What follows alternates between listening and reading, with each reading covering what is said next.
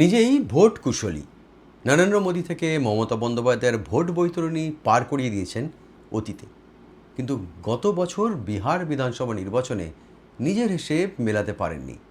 Vote কুশলীর পেশা ছেড়ে গড়ে তুলেছিলেন বা খুলেছিলেন নতুন রাজনৈতিক দল জনসুরজ পার্টি, কিন্তু সেই দলের ভরাডুবি হয়েছিল গত বছর বিহার বিধানসভা নির্বাচনে, যদিও তিনি পিকে ওরফে প্রশান্ত কিশোর প্রার্থী হননি। আর এবার বিহারের বাঁকিপুর বিধানসভা কেন্দ্রের উপনির্বাচনে গত 30 বছরের হিসেব নিকেশ ওলট পালট করে দিয়ে জয়ী হলেন তিনি। বিহারের কোন সে বাঁকিপুর? কেনই বা সামান্য একটা বিধানসভা উপনির্বাচনের ফলাফল নিয়ে এত কাটা ছেঁড়া?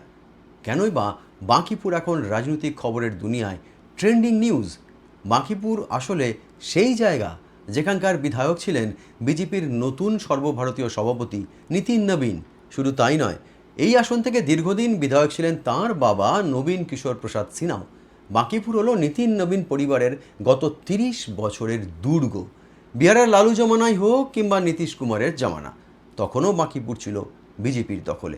অথচ এবারের উপনির্বাচনে মজার ব্যাপার হলো, বিজেপির সর্বভারতীয় সভাপতি নীতিন নবীন যে বুথে ভোট দেন সেই বুথেও বেশি ভোট পেয়েছেন প্রশান্ত কিশোর।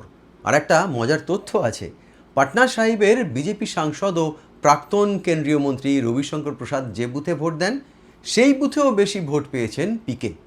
এই কিছুদিন আগেই রবিশঙ্কর প্রসাদ বলেছিলেন না, আপনাদের নিশ্চয়ই মনে আছে, যে আমরা যদি কুকুর বা বিড়ালকে বিজেপির টিকিটে দাঁড় করাই তাহলে সেও বাঁকিপুর বিধানসভা কেন্দ্র থেকে জিতে যাবে।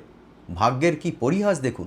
না না না না, ভাগ্যের দোহাই দেবো না, কারণ বিজেপির নেতারাই তো বলছেন অতিরিক্ত আত্মবিশ্বাস আর ঔদ্ধত্যই বাঁকিপুরে পরাজয়ের কারণ। নীতিশ কুমারের পরিবর্তে সম্রাট চৌধুরীকে মুখ্যমন্ত্রী করার পর বিহারে এটাই ছিল বিজেপির প্রথম পরীক্ষা। সেই পরীক্ষায় ডাহা ফেল বিজেপি নেতৃত্ব এবং সম্রাট।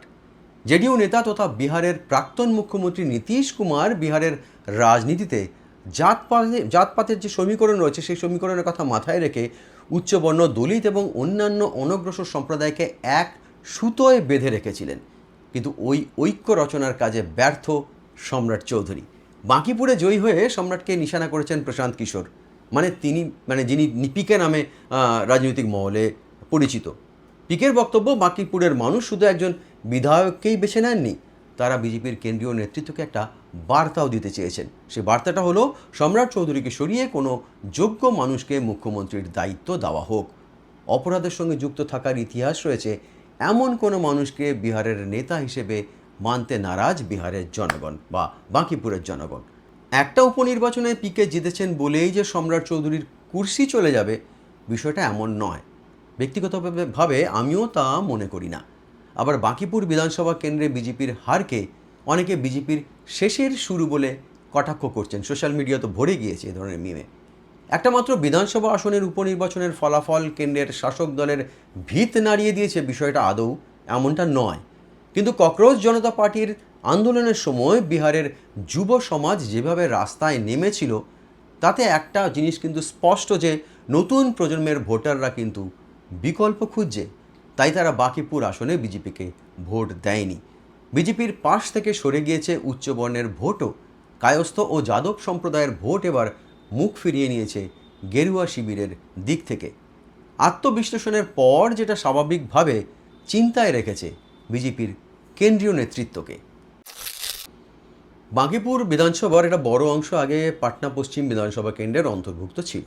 1995 থেকে 2005 সাল পর্যন্ত পরপর 4 বার এই কেন্দ্রে জয়ী হয়েছিলেন অধুনা বিজেপির সর্বভারতীয় সভাপতি নীতিন নবীনের বাবা নবীন কিশোর প্রসাদ সিনহা।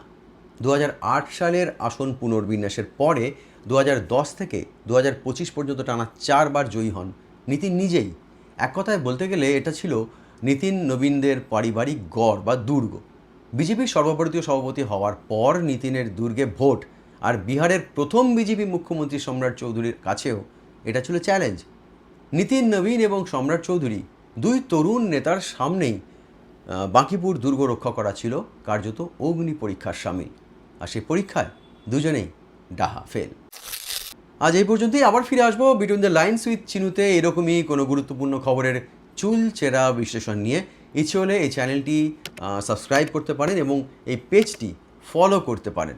সঙ্গে থাকুন, ভালো থাকুন, নমস্কার।